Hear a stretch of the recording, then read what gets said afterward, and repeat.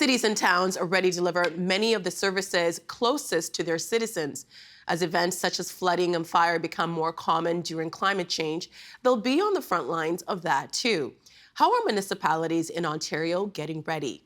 Let's find out. Joining us now from furthest away from our studio to closest, in Thunder Bay, Ontario, Summer Stevenson, Sustainability Coordinator for the City of Thunder Bay. In Sudbury, Ontario, David Pearson, Professor Emeritus at Laurentian University's School of Natural Sciences and Project Lead of the Up North on Climate Project. In Orangeville, Ontario, Sarah Muckray, Manager of Climate and Energy for Dufferin County, and in the provincial capital, Peter Waltman, who is Ontario's Financial Accountability Officer. Hi to you all. Hello. I've been looking forward to this. We were supposed to do this last week, but then I got COVID. Thank you so much for making time for us again. Peter, I want to start with you. This summer, the province saw record-breaking heat. The city of Toronto broke a heat record that was almost 100 years old. Some areas saw flooding. This morning on a radio show, I heard a farmer say that it's the driest summer on their family farm since 1936. When it comes to climate change, what are some of the challenges that Ontario municipalities are experiencing? So we did a bunch of work in trying to assess the cost of climate change impacts on provincially and municipally owned public infrastructure, so publicly owned infrastructure, things like buildings and roads and that sort of thing. And we found that really in terms of doing these forecasts, extreme heat, extreme rainfall, and freeze-thaw cycles are really the three key climate hazards that we could actually forecast the cost for. And we're looking at effectively billions of dollars of additional money that will need to be spent to keep the existing publicly owned infrastructure in a state of good repair, just as a result of climate change. And climate change, through mainly these hazards, really has the effect of faster wear and tear on the assets. So faster wear and tear on roads. Roads with lots of flooding will wear out faster. Buildings will have their own challenges. So that's really what the findings were from our work. Peter, we're going to come back to that report in a moment. But David, I wanted to ask you a question. Are there parts of Ontario cities that are warming faster than elsewhere? Well, there certainly is warmer conditions in the winter appearing in and already appearing and forecast to continue to accelerate in the far north of the province. And I know that we're speaking about municipalities, and the closest municipality to the far north in the panel today is Summer's community, Thunder Bay.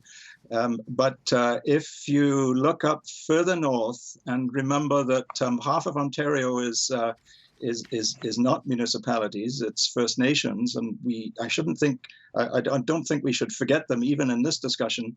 One's looking at a winter temperature increase of more than 3 degrees.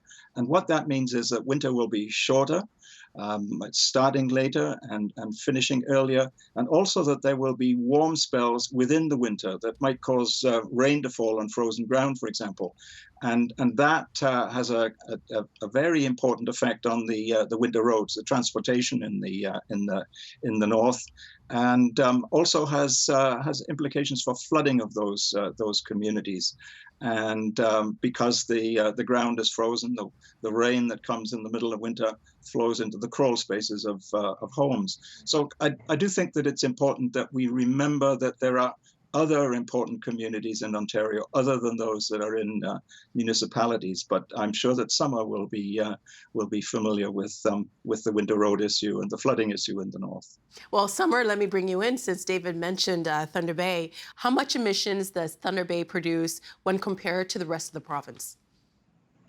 So here in Thunder Bay, we emit about 1.2 million tons of carbon dioxide a year. So this is residential, commercial, institutional, which means that the average citizen in Thunder Bay emits just over 11 tons per year. Compared to the province, we're just above the Ontario average, which is about 10. So if you look at cities, you'll find folks who live in cities in Southern Ontario often have lower emissions, and then folks who live out from the city centre in suburbs have higher emissions. And Sarah, what about your municipality? How much of an emitter are you compared to the rest of the province? Yeah, so for us, it's about 438,000 tons of carbon dioxide equivalent, which for our size isn't very big. And now that's to say about half of our emissions do come from transportation, so 49%. Residential energy coming in second, so that's at 22%. So that's kind of a fairly common distribution. However small our emissions are, it's always really important to recognize for us that the solutions, to reduce greenhouse gas emissions have a lot of co-benefits. So we really think about it that way in terms of saving money, enhancing the environment, supporting community and health well-being. What do you mean by co-benefits? So there's lots of other things, like I mentioned there, so when you think about solutions, so I think a really simple one anyways, is if you think about planting trees. Planting trees, then it helps to reduce carbon dioxide emissions, right? They suck it up. It also helps, enhance the natural environment. It's also great if, depending on where you're going to be planting these in urban environments, to help with extreme heat tolerance. And David, this might sound like a strange question to ask because when we do talk about climate change, it's a negative. But will any municipalities benefit from some aspects of climate change? Oh, yes, you bet. There's a long stretch of very good agricultural country up just north of Timmins, stretching over to both Quebec in the east and over to Kapuskasing and Hearst in the west. That's very, very good agricultural land, and only I think about 20% of it is used at the moment. And part of the reason for that is that the growing season is short, but the growing season is lengthening. In other words, the last spring frost is earlier, and the first winter frost is later. So the summer season, the growing season, is lengthening, and the number of growing degree days will be of great benefit to the development of agriculture in that belt just north of Timmins, stretching across to, as I say, to Kapuskasing. And Peter, Ontario is a very diverse province. The situation in Southern Ontario is very different from the north, as David outlined. What are the climate hazards that will have the biggest impact, depending on where you live, I guess? Yeah, so in the work that we did, we were able to get data from Environment Canada, and we mapped it to the province of Ontario. So we looked at climate change data, if you will, and we see, to the point that the effects in the extreme north and further north are going to be much more significant than further south. Ontario, by the way, is warming about twice as fast as the global average. I think that's important for people to keep in mind because of our geographic location. So clearly that has an impact. Now, in terms of the infrastructure piece, which is the work we did, most of the infrastructure in Ontario is obviously situated where most of the people live, and that's where the dollar impacts are going to be felt in further south in terms of from an infrastructure point of view. You just said something that you kind of skated. For me, I was like, what? You said that Ontario is warming twice the global average. Can you expand on that? That's right. So the relative to from the 1976 to 2005 period, that's sort of the starting point for most of the climate projections going forward. Some go further back. For Ontario, the data is only available back to 1976. So Ontario's average annual temperature is projected to rise twice as fast as the global average by the middle of this century in what we call a high emissions scenario. And these different scenarios are done by the UN panel on climate change. The current trajectory that we're on right now is the high emissions trajectory. So what that means is things will not change unless we are able to get to, example, net zero by 2050 or even sooner. Then we will see changes away from that high emissions scenario. But right now, that's the track we're on. Sarah, to me, that's very alarming. What kind of extreme weather-related events are happening in your community? I mean, yeah, we've seen this for years, and I grew up in Orangeville, so I certainly have that, historical memory of what's happened. And we're certainly getting more flooding, windstorms, ice storms, and I mean, this is pretty common for many municipalities across the province. It's now just trying to be able to integrate that into, things like our asset management plan. How do we look at this going forward in terms of the climate risks that we've identified here? How can we actually then prepare for it? Because we know it's coming. So regardless of, if we get to, net zero tomorrow, we know we're committed to a lot of these impacts that we're, David, I saw you I want to come back to you, but I just want to bring in Summer really quickly. I'll come to you right after her. Summer, you both, you and Sarah live in areas that rely heavily on the car. How do you get the community to buy into making changes into their lifestyle that might impede their way of getting around? So really, what I like to keep in mind is it's how do we make the right choice the easiest? So how do we build public transit infrastructure so that it's more attractive than taking a car? You know, maybe that's making parking a little bit more challenging in the downtown areas. Maybe it's adjusting fare structures so that taking the bus is free at certain times of day or to certain events. And then there's also looking at things like building up our electric vehicle charging infrastructure so that it's not difficult to charge your new electric vehicle that you buy somewhere in the city. So those are some ways that the municipality can look at supporting these sustainable decisions. I really like what you said, you know, how do we make the right choice the easiest for people to make? And David, I saw you wanted to come in. To something that Peter said? Yeah, well, a question that you asked and that Peter began to respond to, why we're warming twice the global average. And the answer is quite important. It relates partly to the way that Arctic ice is melting. And you might think that that has nothing to do with Ontario, but it sure does. Because when the Arctic ice melts, it doesn't reflect the sun's energy. The darker water absorbs it. So the Arctic is warming faster even than we are in Northern Ontario. But what that means is that the air that blows over the far north of Ontario is being warmed more than usual, more than it has been in the past, by the open Arctic water. The other important point, which is very relevant to all parts of Ontario, is the shift in the jet stream. I hate to introduce too much science into this, but the boundary between the northern cool air that has its origin in the Arctic and what we call the mid-latitude air, much of which is influenced by the Gulf of Mexico, that boundary has become more and more wavy over the last 30, 40 years.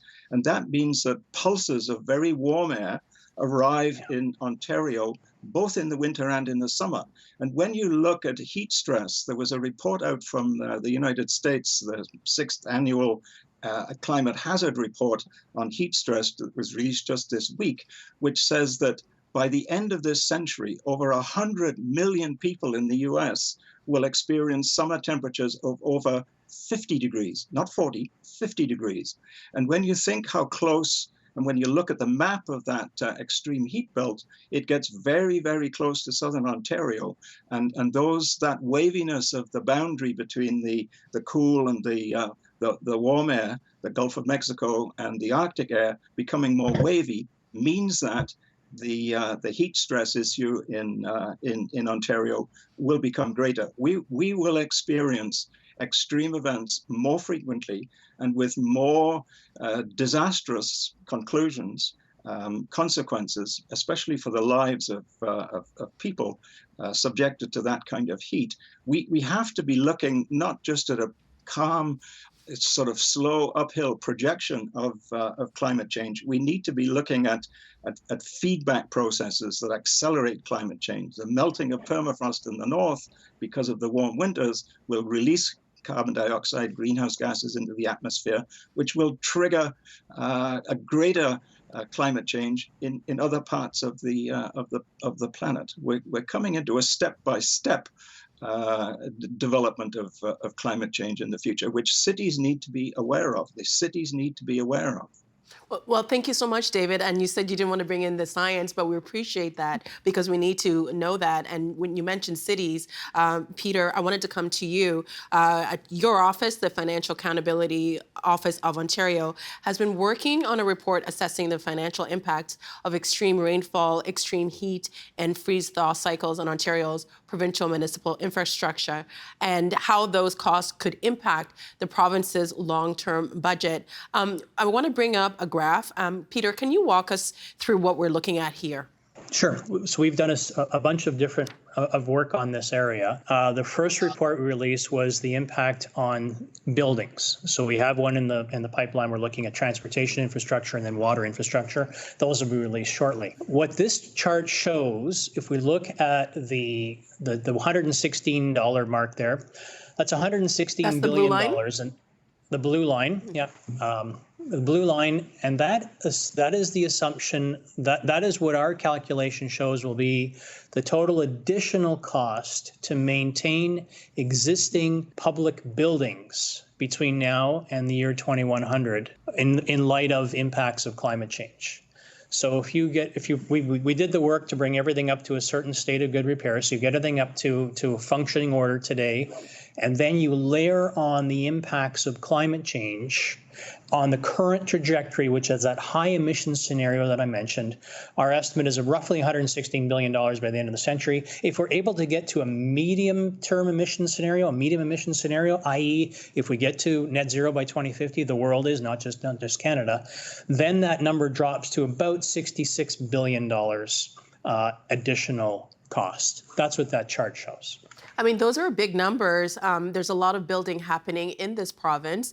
It may be more costly to adapt Ontario's buildings proactively versus reactively. Despite the higher cost, would you say that there are more benefits to investing in adaptive measures proactively?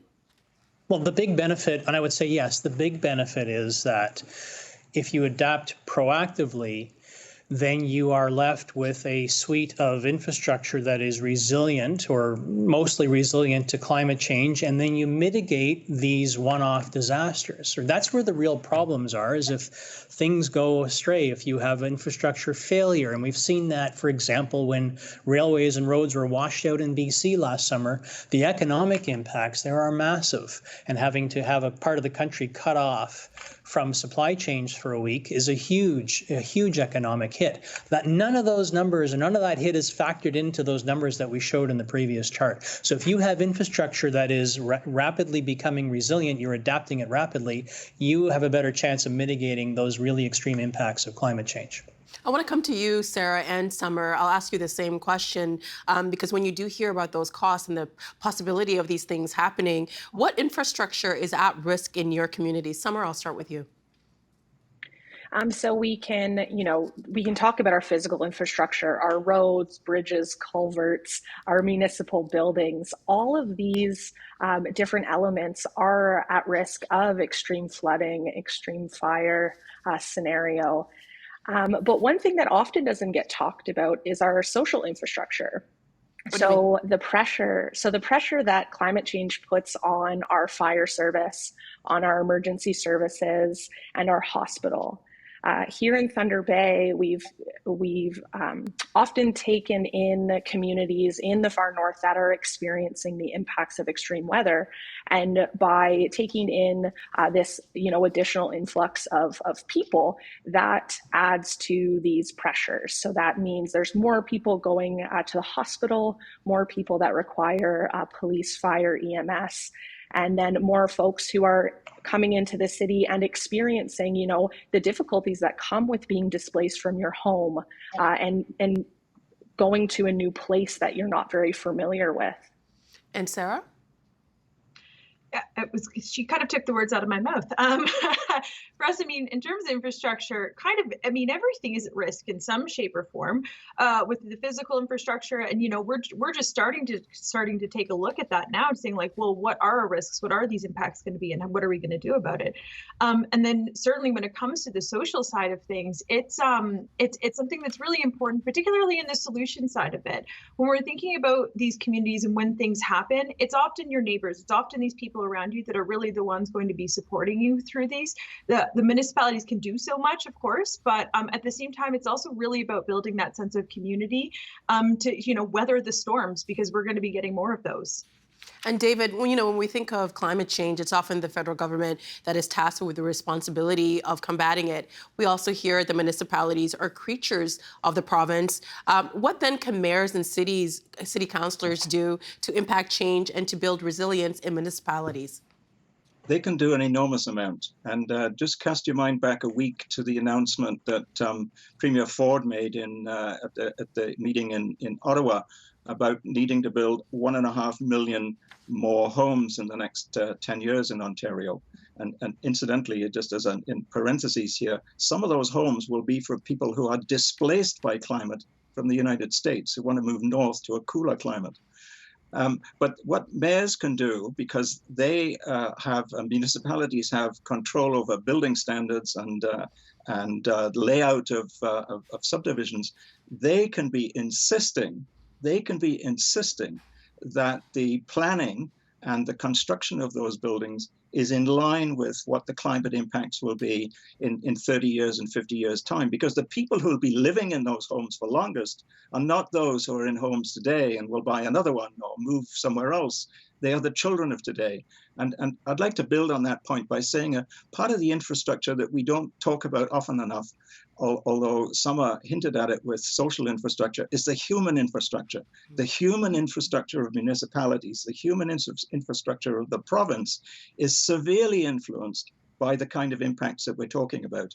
A recent research project down in Stanford looked at the eco-anxiety of 10,000 young people between 16 and 25 in several different continents. More than 30%, and in some cases more than 40%, depending on the continent, was saying, but these are 16-year-olds to 25-year-olds, that they were thinking they would not have children. That is a very important impact that we don't talk about when all we look at are the dollar numbers. And it's one that municipalities need to be thinking about, communicating with young people to give them the feeling of climate change that will enable them to raise families with confidence in the way that we have. We David, should not forget the human infrastructure. I want to have I want to do a quick follow-up with what you just said. The past 2.5 years, a lot of resources at all levels of government have been going towards combating COVID. And you noted Premier Ford's speech last week at AMO, but it's been noted that when he did give that keynote, he didn't mention climate change. In your view, what does that indicate?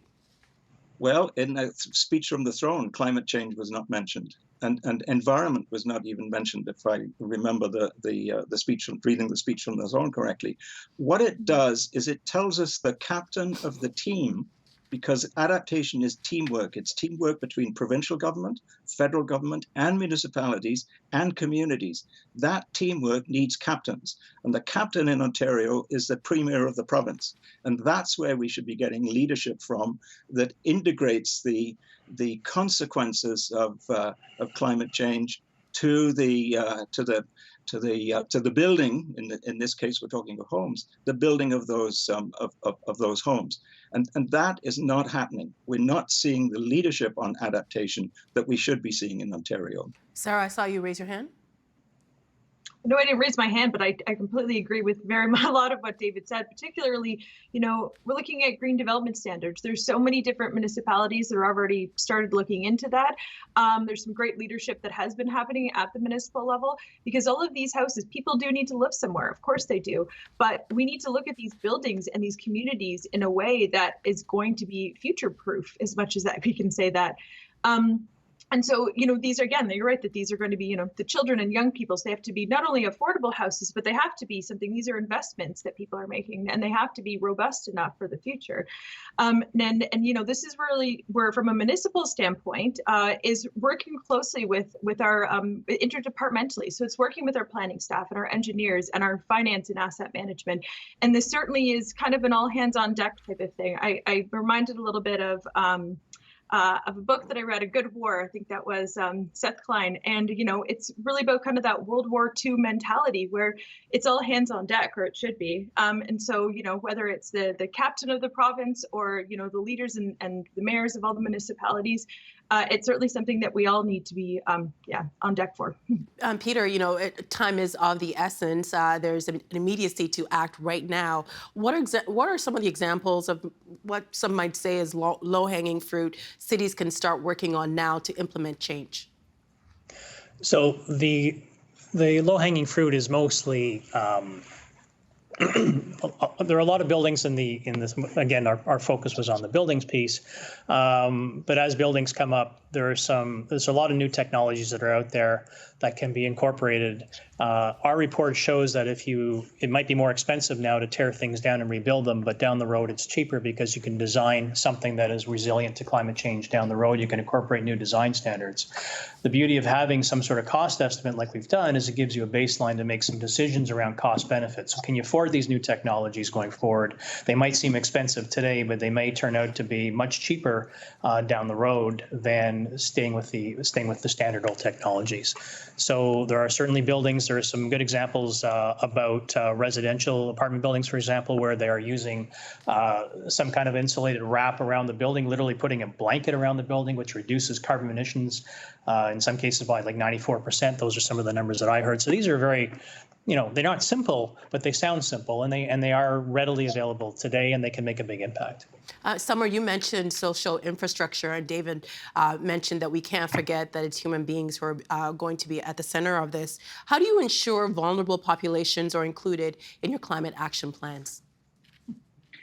So here in Thunder Bay, what we've found is bringing climate change to these groups, so to the vulnerable populations table in Thunder Bay that already plans for extreme weather. So whether that be warming shelters or cooling shelters.